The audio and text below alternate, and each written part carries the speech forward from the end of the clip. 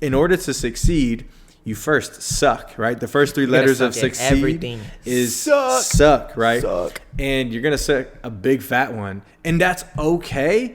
And just like I mentioned, I think in our first episode, we want to build belief to where it's like, those guys sucked. But fast forward 5 years, you see that we did suck. And now we're on the mountaintop. And you're like, damn, I should have not let those 5 years pass me by. Let me not let another 5 years pass me by, because if they did that and they're there, I know I can pass them. I know I can be better than them. And that's what we want. We want to build belief. We want to create that inspiration. And that's what valued up is. That's the epitome of it, man. And just like you said right there, right? You just have to be willing to embrace the suck. It sucks, seed. You know what I mean? It takes a while until you're able to add the second C-W-E-D. Wait, you're sucking the seed? Sucking the C-W-E-D, bro. You know what I mean? Until we can actually hit the succeed button, you have to be willing to go into it. That's the milestones. Yeah. The sucking is the actual stepping stones that you get. That's what polishes you. That's what actually perfects your craft. So to give the viewers a little bit of a backstory, right? Because so we launched at 7 a.m. on the dot this morning. We didn't realize until about a couple hours later that the audio track was completely messed up. Yeah. You got 2 minutes of polished product, and then it went haywire. And that was our uploaded product, right? And we obviously here we're talking about the fact that we are months behind the actual launch of the first episode, and then the anticipation, the anxiety, the excitement from us, like, okay, we actually get to upload our first episode, and then boom, we realized that first episode was a complete failure.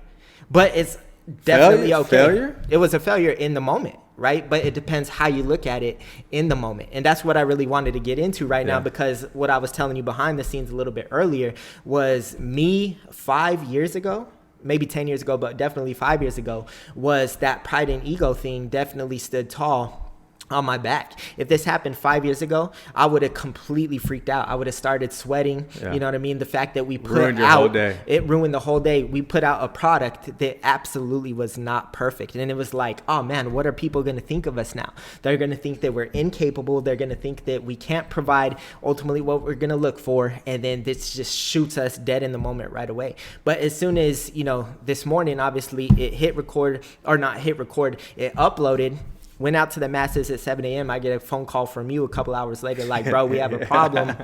It went a little haywire. And the first thing is, okay, let's tackle it. Let's see what's going on. Okay, boom, let's get into the audio tracks, our editing software, see where it messed up.